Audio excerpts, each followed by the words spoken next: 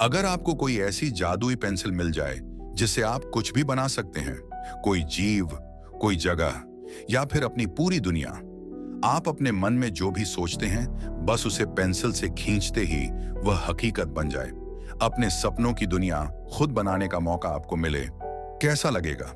अगर आपको यह कहानी पसंद आए तो वीडियो को लाइक और चैनल को सब्सक्राइब करना न भूलें। तो चलिए बिना देर किए शुरू करते हैं हमारी मजेदार और जादुई यात्रा। कहानी बच्चों की किताब से शुरू होती है। इसमें एक लड़का हैरोल्ड होता है। बचपन में उसे एक जादुई बैंगनी रंग का क्रेयॉन मिलता है। इस क्रेयॉन की खासियत यह थी कि हैरोल्ड जो भी चित्र बनाता वो सच हो जाता। अकेलापन दूर करने के लिए हैरोल्ड ने दो दोस्त बनाए, एक मूस और एक साही। इसके बाद वह उसी पर्पल क्रेयॉन से अपनी किताब के अंदर एक पूरी दुनिया बनाने लगता है और अपने दोस्तों के साथ मजेदार रोमांचक सफर जीता है। समय बीतने के साथ हैरोल्ड बड़ा होकर एक समझदार इंसान बन जाता है। अब वह अपने क्रेयॉन से हर मुश्किल को हल कर लेता है। लेकिन एक दिन उसे एहसास होता है कि अगर वह अपनी दुनिया में कुछ भी बना सकता है तो आखिर उसे किसने बनाया होगा। तभी एक रहस्यमयी आवाज उसे पुकारती है। वो आवाज खुद को इस जगह का निर्माता बताती है और कहती है कि उसने ही हैरोल्ड को अपने क्रेयॉन से बनाया है। अगले दिन हैरोल्ड इस इच्छा के साथ जागता है कि वह फिर से अपने निर्माता से बात कर सके, लेकिन इस बार कोई जवाब नहीं मिलता। तब हैरोल्ड फैसला करता है कि वह अपने पर्पल क्रेयॉन का इस्तेमाल करके एक नया रास्ता बनाएगा। वह एक पोर्टल बनाता है जो उसे सीधे असली दुनिया में ले जा सकता है। थोड़ी झिझक के बाद वह उस दरवाजे से अंदर चला जाता है और अचानक एक इंसान के रूप में बदल जाता है। हैरोल्ड इस रंगीन और त्रिआयामी असली दुनिया को देखकर हैरान रह जाता है। लेकिन जब मूस दरवाजे से गुजरता है तो साही पीछे छूट जाता है।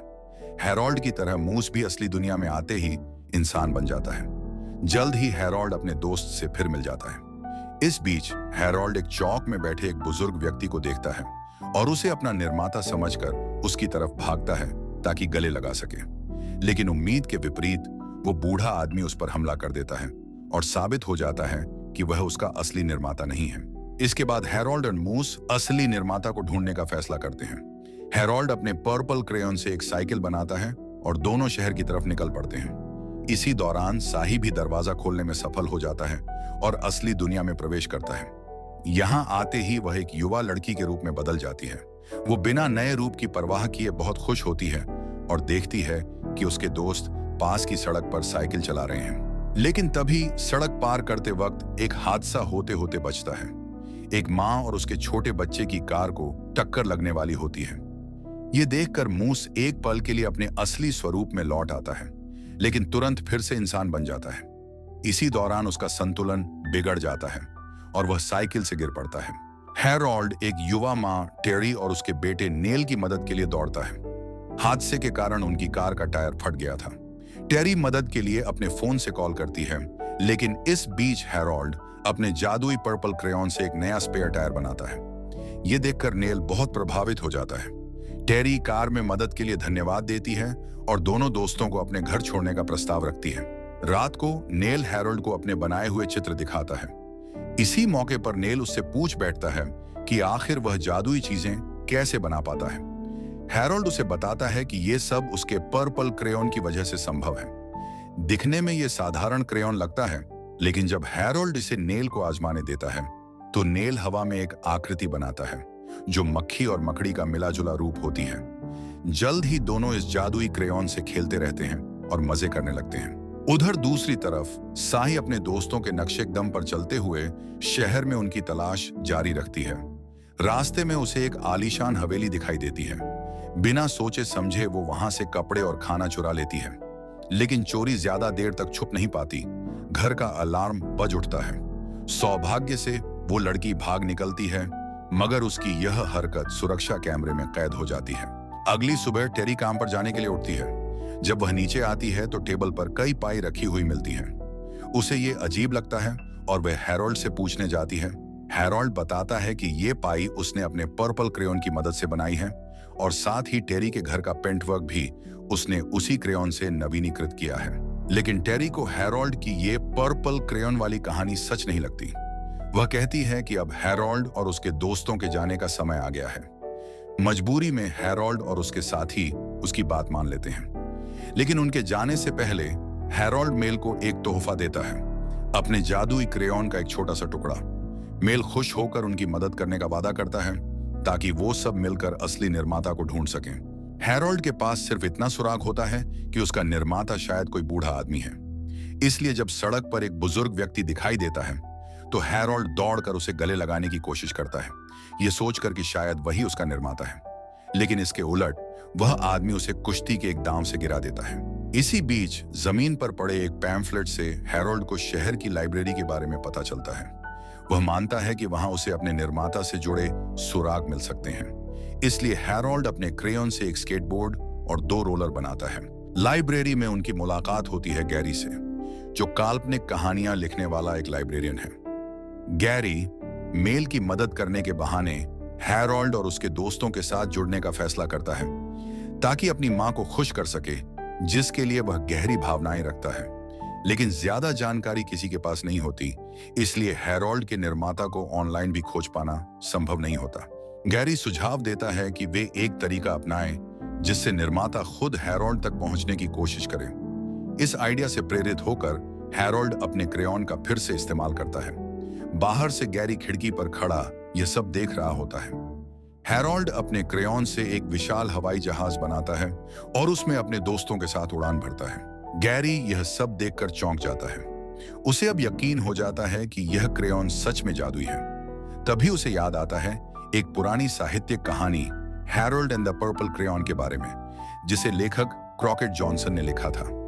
धीरे धीरे गैरी समझ जाता है कि किसी तरह यह काल्पनिक चरित्र अब असलियत में जिंदा हो गया है।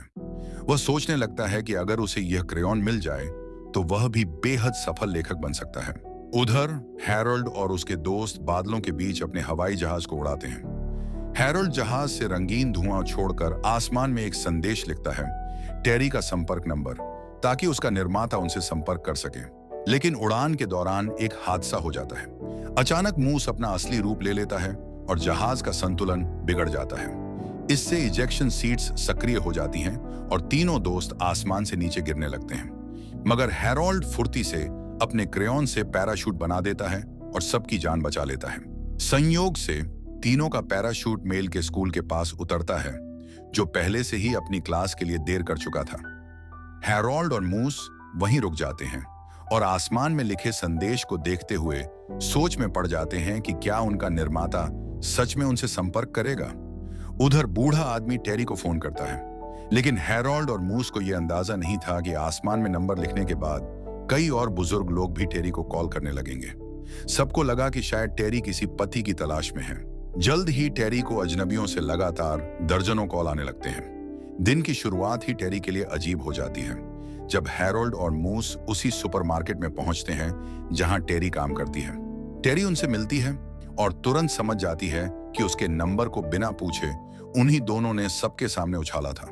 गुस्से में वह उन्हें वहां से जाने को कहती है, लेकिन तभी टेरी को एक और कॉल आती है, इस बार उसके बेटे नेल के स्कूल की प्रिंसिपल से। प्रिंसिपल बताती है कि नेल का स्कूल में झगड़ा हो गया है और उसने एक सहपाठी को बुरी तरह घायल कर दिया है। टेरी परेशान हो जाती है। उसे तुरंत स्कूल जाना होता है, लेकिन अगर वह नौकरी छोड़ती है तो उसका मैनेजर उसे निकाल देगा। मजबूरी में हैरोल्ड और मूस मदद का प्रस्ताव रखते हैं। टेरी उनके पास ज्यादा विकल्प न देखकर उन्हें यूनिफॉर्म देती है और कहती है कि वे शेल्फ से सामान हटाकर दूसरी जगह लगाएं। दोनों मान जाते हैं, लेकिन थोड़ी देर बाद हैरोल्ड और मूस को काम बहुत थका देने वाला लगता है, इसीलिए वे ग्राहकों की मदद करने का फैसला कर लेते हैं। मूस एक बड़े टेलीविजन से मोहित हो जाता है और हेडसेट लगाकर उसे देखने लगता है। उधर हैरोल्ड अपने जादुई क्रेयॉन का इस्तेमाल करने लगता है। वह एक बूढ़ी औरत की मदद करने की कोशिश करता है ताकि वह ऊंची शेल्फ तक पहुंच सके, लेकिन इसके लिए हैरोल्ड उसके जूतों में स्प्रिंग बना देता है, जिससे वह ठोकर खा गिर जाती है। इसके बाद एक छोटा बच्चा खिलौना हेलीकॉप्टर से खेल रहा होता है। हैरोल्ड उसे और मजेदार बनाने के लिए असली प्रोपेलर खींच देता है, लेकिन समस्या यह होती है कि हेलीकॉप्टर उड़ने लगता है और पूरा स्टोर अस्त व्यस्त कर देता है। कुछ देर बाद टेरी काम पर लौटती है और चारों तरफ गड़बड़ी देख हैरान रह जाती है। वह हैरोल्ड एंड मूस से सवाल करती है, लेकिन तभी मैनेजर देख लेता है कि यह सब गड़बड़ उन्हीं की वजह से हुई है। नतीजा ये निकलता है कि टेरी को नौकरी से निकाल दिया जाता है हालांकि टेरी को सुपरमार्केट में हुई गड़बड़ी से निराशा हुई, लेकिन मेल उसे आश्वस्त करता है कि हैरोल्ड और मूस बस उसकी मदद करने की कोशिश कर रहे थे। इससे टेरी को यकीन हो जाता है और वह हैरोल्ड और मूस की माफी स्वीकार कर लेती है। फिर तीनों पार्क में टहलने जाते हैं। युवती मां अपने सपने का खुलासा करती है। वो हमेशा से पेशेवर पियानो वादक बनना चाहती थी, लेकिन पति की मृत्यु के बाद उसे लगा कि उसका सपना और व्यवसाय दोनों खत्म हो गए। हैरोल्ड फिर से अपने पर्पल क्रेयॉन से मदद करता है और पार्क में एक पियानो बना देता है। टेरी उस पियानो को देखकर चकित हो जाती है। हैरोल्ड उसे गाना बजाने के लिए कहता है। टेरी शुरुआत में डरती है क्योंकि उसने लंबे समय से अभ्यास नहीं किया था, लेकिन फिर उसका हुनर खुलकर सामने आता है और कई लोग उसकी प्रस्तुति को देखकर प्रभावित होते हैं। दूर से दो जासूस लव और सिल्वा पार्क में आते हैं। वे वही बूढ़ा आदमी ढूंढ रहे होते हैं जिसके बारे में हैरोल्ड और मूस पहले संपर्क कर चुके थे। साथ ही वे साही की भी तलाश कर रहे हैं, जो पहले किसी घर को तोड़ चुकी थी। साही अपनी खोज जारी रखती है और रास्ते में कुछ और निशान ढूंढती है। साही एक भोजनालय में पहुंचती है जहां उसने कई चीजें बैंगनी रंग से रंग दी होती हैं, लेकिन किसी वेट्रेस से विवाद हो जाता है। साही परेशान होकर बिना भुगतान किए वहां से भागने की कोशिश करती है। मैनेजर उसे रोकने का प्रयास करता है, लेकिन साही ग्राहकों और मेजों के ऊपर से छलांग लगाकर भाग जाती है। वहीं जासूस बाहर खड़े होते हैं और तुरंत उसे पहचान लेते हैं। दोनों उसके पीछे दौड़ते हैं, लेकिन साही चतुराई से एक पेड़ पर चढ़कर उनका पीछा छुड़वा लेती है। टेरी के संगीत प्रदर्शन और उसकी सराहना के बाद गैरी पार्क में आता है और टेरी को बधाई देता है। वह हैरोल्ड से कहता है कि उसने उसके निर्माता का सुराग ढूंढ लिया है और उसे खोजने में मदद करेगा। नेल गैरी की दयालुता पर थोड़ा संदेह करता है, लेकिन टेरी उसे समय की वजह से चेतावनी देती है कि घर लौटने का समय हो गया है। हैरोल्ड और मूस गैरी के साथ पार्क के एकांत हिस्से में जाते हैं। गैरी उन्हें बताता है कि उनका निर्माता असल में लेखक क्रॉकेट जॉनसन था, जिसने हैरोल्ड और मूस को काल्पनिक दुनिया से असली प्राणी बना दिया। इसी बीच साही भी वापस अपने दोस्तों के पास आती है, लेकिन पुनर्मिलन लंबे समय तक नहीं टिकता।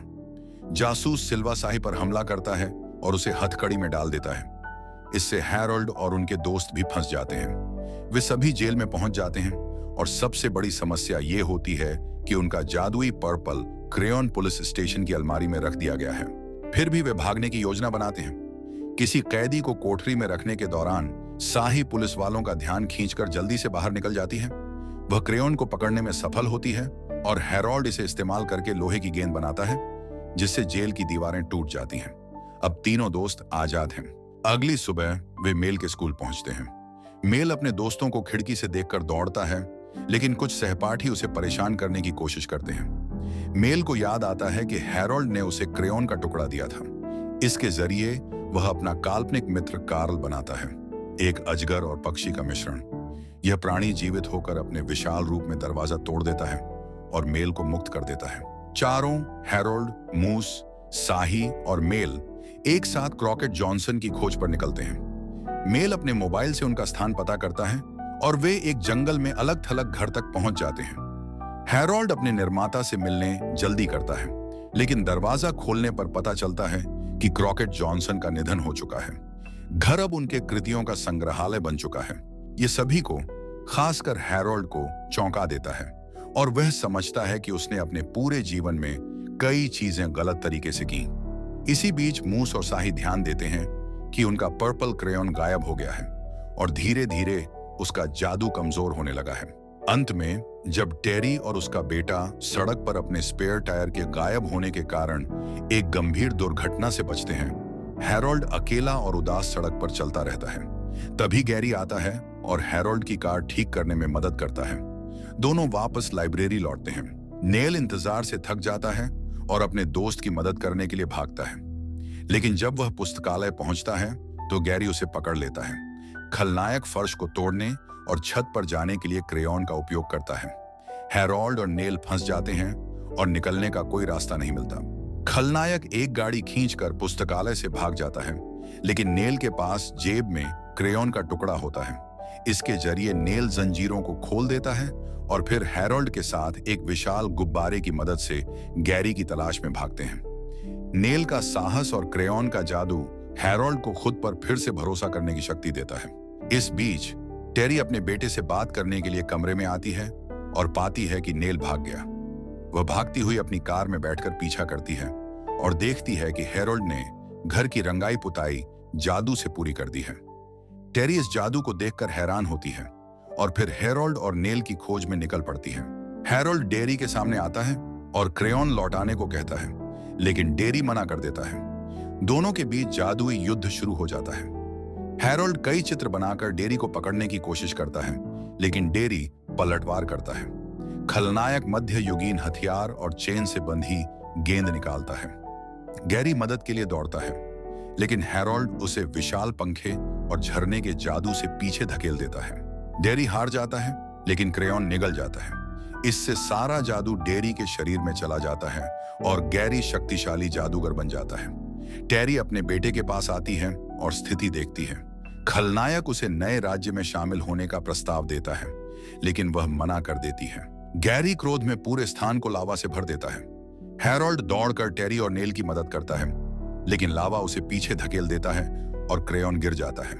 सब कुछ खो गया लगता है, लेकिन नेल फिर अपने काल्पनिक मित्र कार्ल को बुलाता है। कार्ल अपने लपट्टों से गैरी पर हमला करता है, लेकिन गैरी जंजीरों से बांधी गेंदें फेंकता है। तभी मूस और साही वापस आते हैं। साही क्रेयॉन को पुनः प्राप्त करती है और हैरोल्ड को देती है। मेल अपने क्रेयॉन से मकड़ी जैसी प्राणी बनाती है, जो गैरी के मुंह में चली जाती है। मूस हमला करता है और डेरी का जादू समाप्त हो जाता है। गैरी स्वीकार करता है कि उसने अपनी कल्पना को वास्तविकता में लाने के लिए सब किया। हैरोल्ड पोर्टल बनाकर डेरी की काल्पनिक दुनिया में भेज देता है। कार्ल क्रेयॉन के जादू से पोर्टल नष्ट कर देता है। अगले दिन हैरोल्ड और उसके दोस्त क्रॉकेट जॉनसन संग्रहालय पहुंचते हैं। वहां वे जानते हैं कि उनका निर्माता क्रॉकेट जॉनसन था, जिन्होंने हैरोल्ड को बच्चों की रचनात्मकता के प्रतीक के रूप में बनाया था। हैरोल्ड बेहद खुश होता है और अपने बैंगनी क्रेयॉन से पोर्टल बनाकर अपनी काल्पनिक दुनिया में लौट जाता है। मेल उसे रंगीन क्रेयॉन का एक संग्रह देती है ताकि वह और नई दुनिया बना सके। अंततः हैरोल्ड और उसके दोस्त अपनी कल्पना में लौटकर नए रोमांच का अनुभव करते हैं। ये थी Harold and the purple crayon की कहानी। दोस्तों, अगर आपको वीडियो पसंद आया हो तो इसे लाइक जरूर करें और ऐसे ही कंटेंट और कहानियों के लिए सब्सक्राइब करना मत भूलें। आपका एक लाइक और सब्सक्राइब हमें और भी शानदार वीडियो बनाने का हौसला देता है।